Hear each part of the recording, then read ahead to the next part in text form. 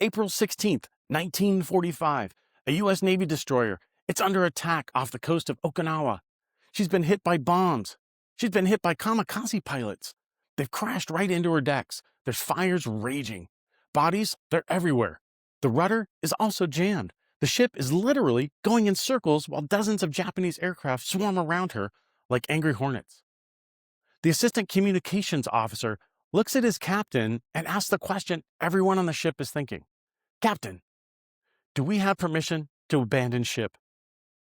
Captain Frederick Beckton, 34 years old, already exhausted from 80 minutes of constant battle, he doesn't hesitate with his answer.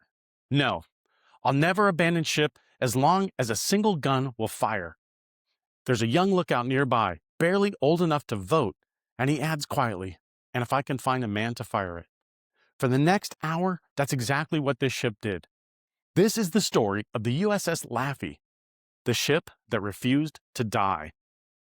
Now, let's rewind a few hours. It's dawn, April 16th, 1945.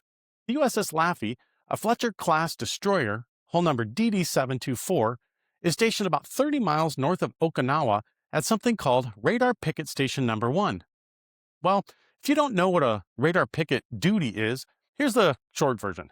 It's one of the most dangerous jobs in the Pacific War. You park your ship way out in front of the main fleet and act as an early warning system. When Japanese planes come looking for American carriers, you're the first thing they find. So basically, you're bait. The Laffey's crew, well, they knew this. They'd been on picket duty before, but they had no idea what was about to happen to them today.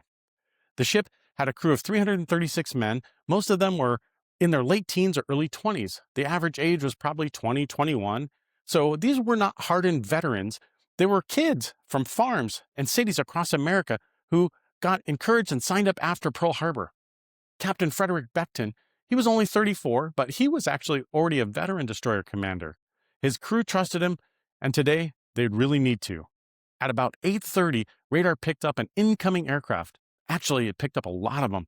The battle that followed would last roughly 80 minutes, and it would become one of the most intense single-ship engagements the U.S. Navy has ever had. Over the next hour and approximately 20 minutes, 22 Japanese aircraft attacked the USS Laffey.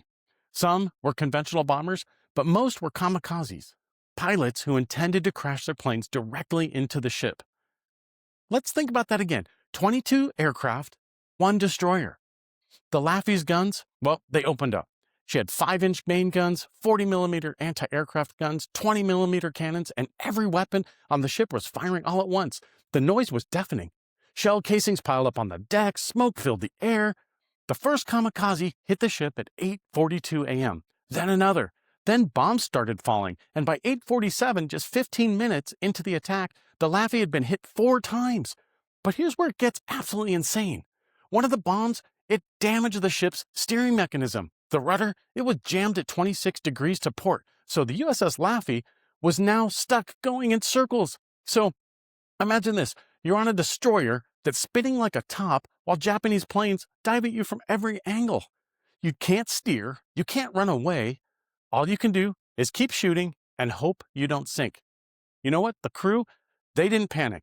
They just kept on firing.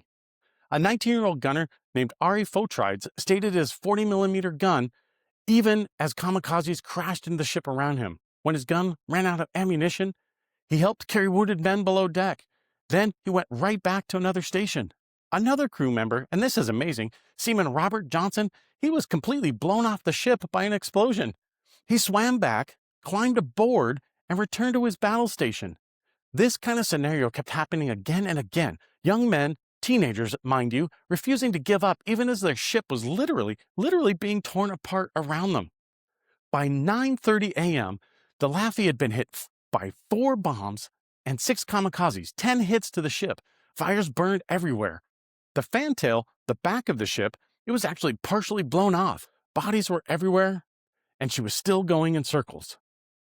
At 9:47 a.m., 80 minutes after the first attack, the last Japanese plane finally broke off. The USS Laffey was still afloat, but barely. 32 men had died, 71 were wounded, and huge sections of the ship were destroyed.